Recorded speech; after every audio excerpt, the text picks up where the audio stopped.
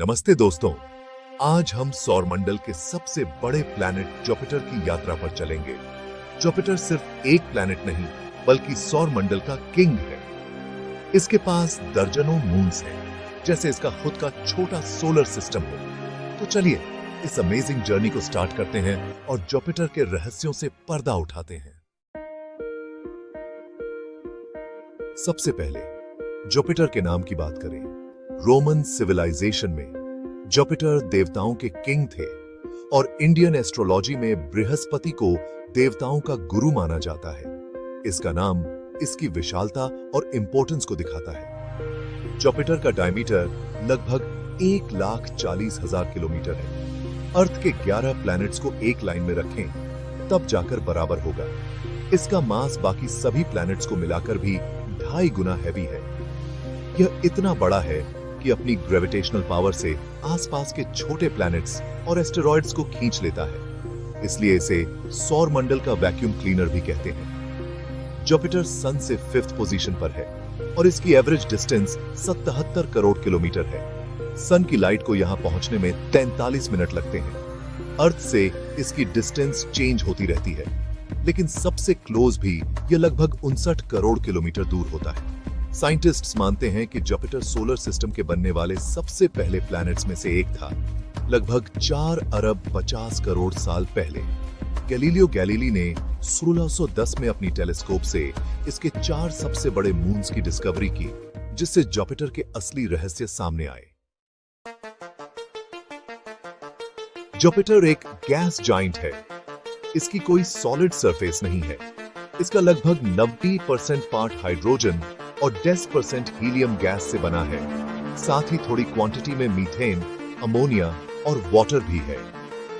इसके colourful clouds इन्हीं गैसों से बनते हैं, जो ऑरेंज, व्हाइट और ब्राउन कलर की स्ट्राइप्स के रूप में दिखते हैं। अगर आप जुपिटर के क्लाउड्स में नीचे जाएं, तो प्रेशर और टेम्परेचर इतना बढ़ जाता है कि हाइड्रोजन गैस लिक्विड में बदल जाती है। यहां एक विशाल ओशन है, लेकिन वाटर का नहीं, लिक्विड हाइड्रोजन का।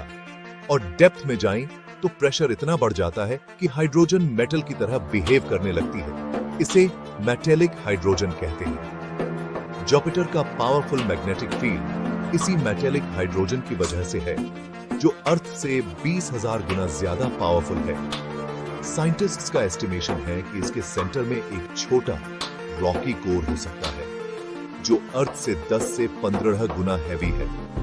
जुनो जैसे मिशन इसी मिस्ट्री को सॉल्व करने की कोशिश कर रहे हैं कि जुपिटर के सेंटर में क्या छिपा है। अब बात करते हैं जुपिटर के सबसे famous mark the great red spot की। यह कोई स्पॉट नहीं बल्कि एक विशाल स्टॉर्म है, इतना बड़ा कि इसमें 2-3 अर्थ समा सकती हैं। यह स्टॉर्म जुपिटर के सदर्न हेमिस्फीयर में है और कम से कम 350 सालों से कंटिन्यूअसली चल रहा है। इसका कलर रेड या ऑरेंज क्यों है, यह आज भी मिस्ट्री है।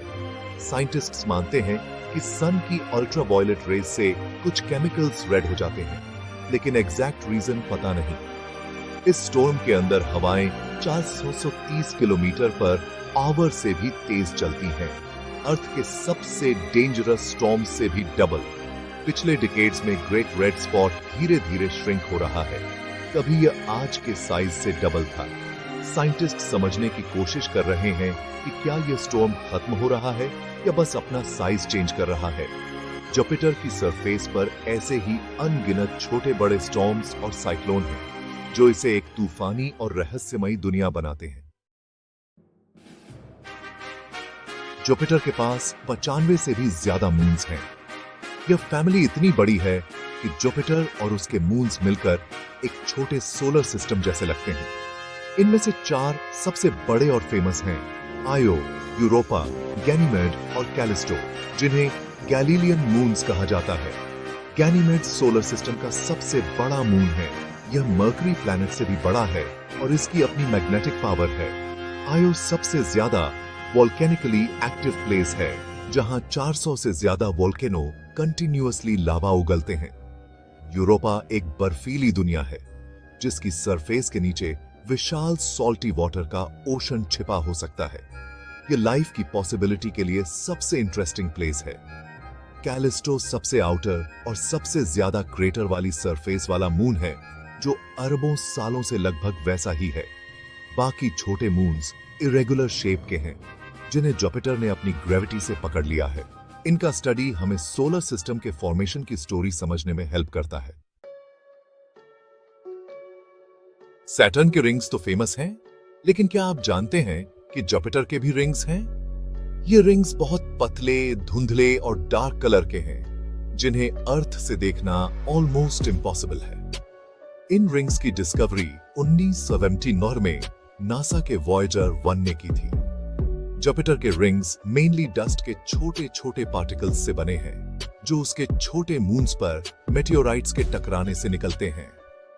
जुपिटर की ग्रेविटेशनल पावर इन डस्ट के पार्टिकल्स को पकड़कर पतले रिंग्स में बदल देती है। जुपिटर के रिंग सिस्टम के 3 मेन पार्ट हैं: हेलो रिंग, मेन रिंग और गॉसमर रिंग्स।